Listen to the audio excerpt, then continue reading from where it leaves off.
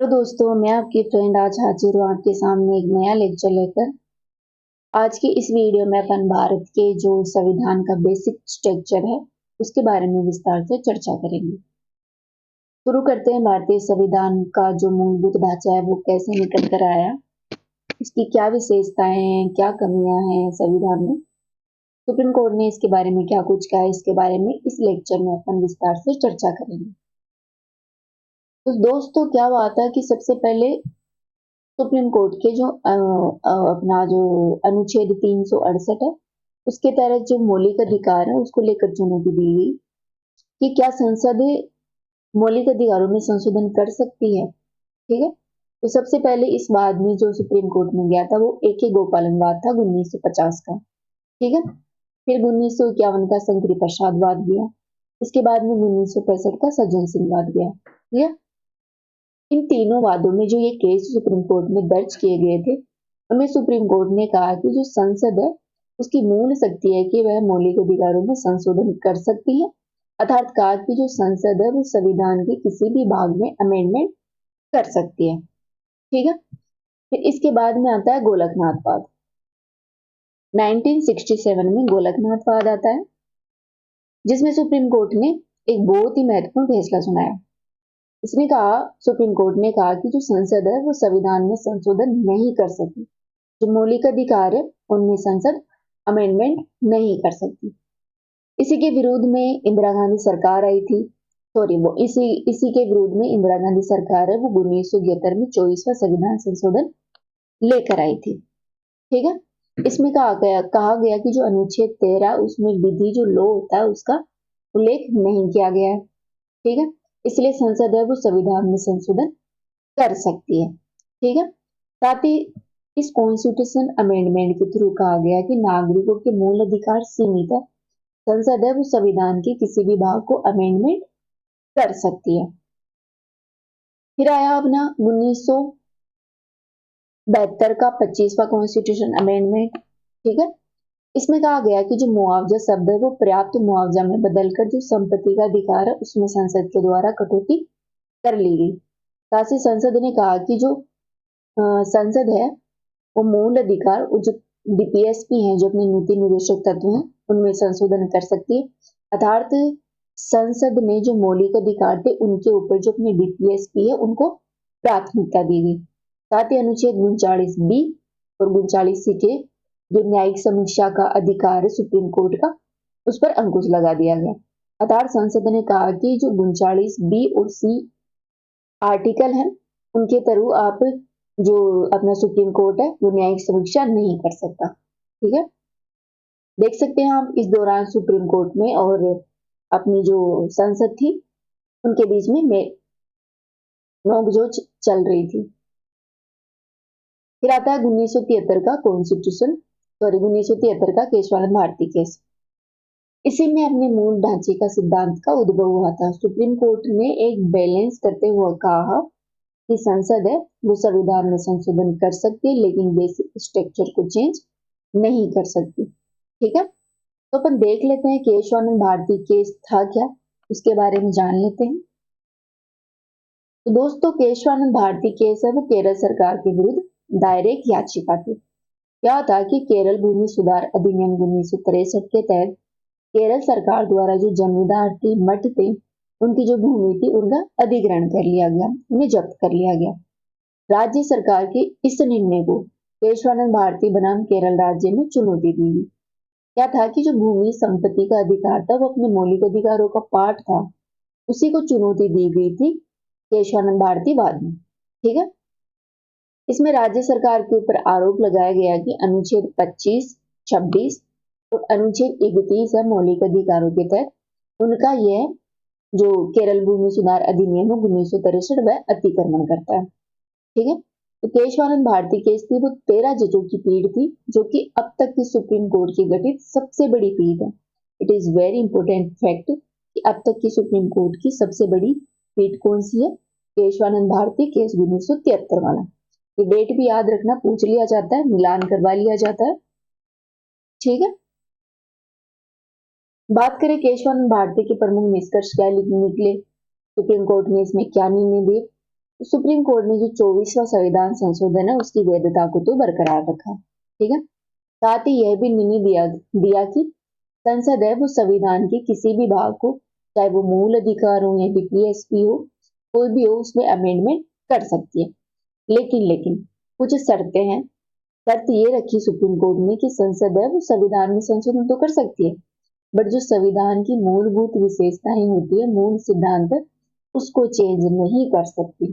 यहीं से निकल कर आता है अपने संविधान का मूलभूत ढांचा, जो बेसिक स्ट्रक्चर है वो, ठीक है। ये बहुत इंपॉर्टेंट जजमेंट थी सुप्रीम कोर्ट की, जो आज भी वैलिड है। इसके साथ ही जो गोलकनाथवाद था सुप्रीम कोर्ट का, उसने सुप्रीम कोर्ट ने पलट दिया। गोलकनाथवाद में सुप्रीम कोर्ट ने कहा था कि जो संसद है वो मूल अधिकारों में संशोधन नहीं कर सकती। इसमें कहा कि संसद है वो मूल अधिकारों में संशोधन कर सकती। इसके अलावा जो 25वां और 29वां कॉन्स्टिट्यूशन अमेंडमेंट है उसको बरकरार रखा, लेकिन जो 25वें संविधान संशोधन में जो सुप्रीम कोर्ट की जो न्यायिक समीक्षा थी, जुडिशियल रिव्यू था, उस पर जो संसद ने रोक लगाई थी, उसको अवैध घोषित कर दिया सुप्रीम कोर्ट ने। सुप्रीम कोर्ट ने कहा कि जो न्यायिक समीक्षा है वो बेसिक स्ट्रक्चर का पार्ट है, इसलिए संसद है वो न्यायिक समीक्षा पर रोक नहीं लगा सकती, ठीक है। इसके साथ ही जो अपनी प्रियम्बल है, अपना प्रस्तावना है, इसको संविधान का मूलभूत भाग माना और उसमें संशोधन किया जा सकता है संसद के द्वारा, ठीक है। दोस्तों, इस सिद्धांत के बारे में और कुछ जाने तो ये सिद्धांत है क्या, इसके बारे में जाने तो क्या है कि जब अपना संविधान संशोधन है, संसद है वो संविधान के कुछ भागों को निरस्त कर सकती है, कुछ में संशोधन कर सकती है और कुछ में नहीं कर सकती। तो नहीं कर सकती वो मूलभूत ढांचे के सिद्धांत के पार्ट आ जाते हैं। बात की जाए तो अपने मूलभूत ढांचा है उसमें कौन कौन सी चीजें सुप्रीम कोर्ट ने इंक्लूड कर रखी हैं। वह है भारत की संप्रभुता, एकता, अखंडता, साथ ही जो नागरिकों की व्यक्तिगत स्वतंत्रता और सुरक्षा है वो इसमें शामिल है। कल्याणकारी राज्यों का निर्माण भी इसमें शामिल किया गया है। अपना जो गणतांत्रिक है, लोकतांत्रिक सरकार है, वो मूलभूत ढांचे का पार्ट है। भारत के संविधान की पंथ निरपेक्षता और जो फेडरल सिस्टम है, संघीय स्वरूप है, उसको संविधान का मूलभूत भाग माना गया है। विधायिका, कार्यपालिका, न्यायपालिका के बीच में जो शक्तियों का पृथक्करण है वो, साथ ही राष्ट्र की एकता, अखंडता, जो न्यायिक समीक्षा है उसको तो बेसिक स्ट्रक्चर का पार्ट माना है। साथ ही सुप्रीम कोर्ट ने मौलिक अधिकार और जो डीपीएसपी है उनके बीच में संतुलन और सामंजस्य का प्रयास किया, आपस में संतुलन करने का प्रयास किया और मूलभूत ढांचे का भाग माना, ठीक है। अब अपन ने चर्चा तो कर ली कि हाँ सुप्रीम उसमें अपने मूलभूत ढांचे में कौन कौन सी चीजें आती है। अब अपन देख लेते हैं कि इस सिद्धांत के अंदर इसका महत्व क्या है, इस ढांचे का जो बेसिक स्ट्रक्चर आया था उसका महत्व आखिर है क्या, सुप्रीम कोर्ट ने ऐसा कहा क्यों। तो ये क्या है कि जो संसद है वो संविधान में संशोधन करती है, उसकी प्रक्रिया को उचित रूप से नियंत्रित करती है। साथ ही जो अपना संविधान है उसे एक जीवंत दस्तावेज बना देता है यह बात, और अपने मूलभूत मूल्यों, सिद्धांतों को संरक्षित करते हुए समय के साथ बदलती हुई परिस्थितियों के अनुरूप यह कार्य करता है। दोस्तों, इसके तहत कानून का शासन, शक्तियों का पृथक्करण और न्यायपालिका की स्वतंत्रता जैसे मूलभूत सिद्धांत है वो संविधान में शामिल किए गए, ठीक है। साथ ही इसमें जो अपना संघीय ढांचा है वो कमजोर नहीं होने की बात कही, अर्थात अपना संघीय ढांचा है वो कमजोर नहीं है, मजबूत है। न्यायपालिका के दृष्टिकोण है वो स्वतंत्र है, आदि कुछ बात कही गई। मूलभूत ढांचे के सिद्धांत के समक्ष चुनौतियों की बात करी जाए तो जो मूलभूत ढांचा सुप्रीम कोर्ट ने दिया उसको ठीक से उन्होंने परिभाषित नहीं किया, ठीक है। अर्थात जो बेसिक स्ट्रक्चर है उसमें क्या चीज शामिल होनी चाहिए, क्या नहीं होनी चाहिए, ये विवाद की स्थिति बनी हुई है, इसकी व्याख्या और भ्रम बना रहता है, भ्रम की स्थिति बनी रहती है। तो बनी रहती है क्योंकि सुप्रीम कोर्ट ने कुछ चीजें तो मूलभूत ढांचे में बता दी है और कहा कि और सुप्रीम कोर्ट समय के हिसाब से कुछ चीजें हैं बेसिक स्ट्रक्चर में क्या शामिल होगा वो बताते रहेंगी, ठीक है। इसके साथ ही जुडिशरी में जो न्यायिक सभ्यता है उसका विस्तार किया। इससे क्या हुआ कि जो न्यायालय है वो जनता द्वारा निर्वाचित जो प्रतिनिधि है, तो राजनेता, प्रधानमंत्री जो भी चुनते हैं, अपनी सरकार चुनते हैं, उनके खिलाफ जो वो ये लोग जो संशोधन करते हैं, कॉन्स्टिट्यूशन अमेंडमेंट करते हैं, ये जजमेंट उनको अमान्य घोषित करने में समर्थ बनाती है सुप्रीम कोर्ट को। जैसे कि 2019 में सुप्रीम कोर्ट के न्यायाधीशों की जजों की जो नियुक्ति की प्रक्रिया थी, उसको सुप्रीम कोर्ट ने रोक लगा दी। और प्रक्रिया कौन सा एक कानून लाया गया था, राष्ट्रीय न्यायिक नियुक्ति आयोग, इसको सुप्रीम कोर्ट ने रद्द कर दिया। ठीक है, साथ ही ये जो जजमेंट है वो संसदीय संप्रभुता के साथ संघर्ष की स्थिति तो बनी रहती है। दोस्तों, अक्सर ऐसा माना जाता है कि यह सिद्धांत संविधान में संशोधन करने की शक्तियों पर एक सीमा आरोपित करता है। इसे संसदीय संप्रभुता के सिद्धांत के समक्ष एक चुनौती उत्पन्न होती है।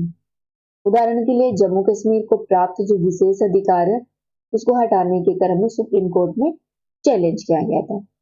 इसका आधार यह था कि यह कदम संघवाद, पंथ निरपेक्षता और आत्मनिर्णय के अधिकार को कमजोर करता है। हालांकि सुप्रीम कोर्ट ने इसकी संवैधानिकता को बरकरार रखा। ठीक है, इसमें क्या हुआ था कि 2019 में जो जम्मू कश्मीर पुनर्गठन अधिनियम आया था, उसके थ्रू जो जम्मू कश्मीर का जो स्पेशल स्टेटस उसे दिया हुआ था, वो संसद ने रद्द कर दिया था। जो 370 अनुच्छेद था उसको नेग्लेक्ट कर दिया था। साथ ही जो मूलभूत ढांचे का सिद्धांत है वो कॉन्स्टिट्यूशन अमेंडमेंट की कठिनाइयों को और कठिन बना देता है। ठीक है दोस्तों, यह सिद्धांत के कारण क्या होता है कि जो संविधान संशोधन है वो कठिन हो सकता है, भले ही संशोधन बदलती हुई सामाजिक परिस्थितियों को पूरा करने के लिए अनिवार्य ही क्यों ना हो। ठीक है, बात की जाए क्या किया जाना चाहिए, तो सुप्रीम कोर्ट को जो बेसिक स्ट्रक्चर का पार्ट है उसमें क्या शामिल होगा क्या नहीं होगा, उस भ्रम को दूर करते हुए यह परिभाषित करना चाहिए इसमें क्या चीज शामिल होगी और यह भी बताना चाहिए कि इसमें क्या चीज शामिल नहीं होगी। ठीक है, साथ ही सिद्धांत के अनुप्रयोग में निरंतरता होनी चाहिए। इस सिद्धांत को सभी मामलों में सतत रूप से लागू किया जाना चाहिए। तो यह सुनिश्चित होगा कि राज्य के किसी भी अंग द्वारा संविधान की मूल विशेषताओं के साथ छेड़छाड़ी नहीं की जा सके। दोस्तों, न्यायिक सक्रियता को सीमित किया जाना चाहिए। न्यायालयों को संविधान की व्याख्या और मूल ढांचे के संरक्षण संबंधी कार्यों में संयम बरतना चाहिए। साथ ही न्यायालयों को शक्तियों के पृथक्करण के सिद्धांत और संसद की भूमिका का भी सम्मान करना चाहिए। साथ ही लोगों में जन जागरूकता बढ़ानी चाहिए, जन भागीदारी बढ़ानी चाहिए। ठीक है, अब अपन बात कर लेते हैं कि जो सुप्रीम कोर्ट ने अपना मूलभूत ढांचे की जजमेंट दी थी उसका उन्होंने कहाँ प्रयोग किया। तो सबसे पहले आया था 1975 का इंदिरा गांधी बनाम राज्य नारायणवाद 1975। इस बाद में सुप्रीम कोर्ट ने पहली बार बेसिक स्ट्रक्चर का प्रयोग किया और जो अपना 39वां 39वां कॉन्स्टिट्यूशन अमेंडमेंट था उसे अमान्य घोषित कर दिया।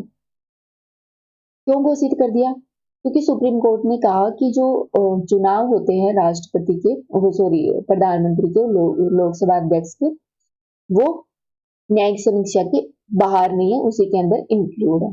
ठीक है, क्या हुआ था कि जो 39वां संविधान संशोधन था उसके थ्रू संसद में जो प्रधानमंत्री लोकसभा के चुनाव विवाद होते थे जो सुप्रीम कोर्ट में सॉल्व किए जाते थे वो न्यायिक समीक्षा के बाहर कर दिया था। इसी बात को सुप्रीम कोर्ट ने नेग्लेक्ट कर दिया, पहली बार इसका प्रयोग किया बेसिक स्ट्रक्चर का। फिर आता है मिनवर्सा मिलवाद 1980 का। इसमें संसद संविधान में संशोधन करने की अपनी शक्ति का इस्तेमाल कर सकती है और मूल संरचना को क्षति नहीं पहुंचा सकती, ये ध्यान रखना होगा। फिर आता है 1981 का वामन राव बनाम भारत संघवाद 1981। दोस्तों, इसमें सुप्रीम कोर्ट ने निर्णय दिया कि मूलभूत ढांचे का सिद्धांत केशवानंद भारती मामले के निर्णय के बाद अधिनियमित संवैधानिक कानूनों पर लागू नहीं होगा, उसके बाद के पर लागू होगा, ना कि पहले के। अतः सुप्रीम कोर्ट ने कहा इस बात में कि जो केशवानंद भारती जजमेंट आई थी उसके जो पहले की जो भी निर्णय दिए गए हैं सुप्रीम कोर्ट के द्वारा उन पर मूलभूत ढांचे का सिद्धांत लागू नहीं होगा। उसके बाद के जो भी सुप्रीम कोर्ट द्वारा निर्णय दिए जाएंगे उन पर यह लागू होगा। ठीक है, फिर आता है क्योतो होलोन बना जाचीहुवाद 1992 का। क्योतो होलोनवाद में क्या हुआ था कि सुप्रीम कोर्ट ने जो स्वतंत्र और निष्पक्ष चुनाव होते हैं उसे संविधान का मूलभूत भाग माना। केलोतवाद है जो वो दल बदल अपना जो कानून है 10वीं अनुसूची है उसके तहत इंक्लूड है, उसी के तहत जो स्वतंत्र और निष्पक्ष चुनाव होते हैं उसको संविधान का मूलभूत भाग माना सुप्रीम कोर्ट ने। फिर आता है इंदिरा साहनी बनाम भारत संघवाद 1992। इसमें सुप्रीम कोर्ट ने जो विधि का शासन है अनुच्छेद 14 में आता है अपना विधि का शासन, उसको संविधान का मूलभूत भाग माना। फिर एक केस आता है अपना 1994 का SR बोमल, जिसमें सुप्रीम कोर्ट ने पुनः दोहराया कि संघवाद भारत की एकता, अखंडता और पंथ निरपेक्षता, समाजवाद और जो सोशल जस्टिस है, सामाजिक न्याय है, उस न्यायिक समीक्षा है वो संविधान का मूलभूत भाग है। तो अपन ने इस वीडियो में देख लिया बेसिक स्ट्रक्चर के बारे में, तो इस वीडियो में इतना ही। थैंक यू, फिर मिलेंगे अगेन। Thank you.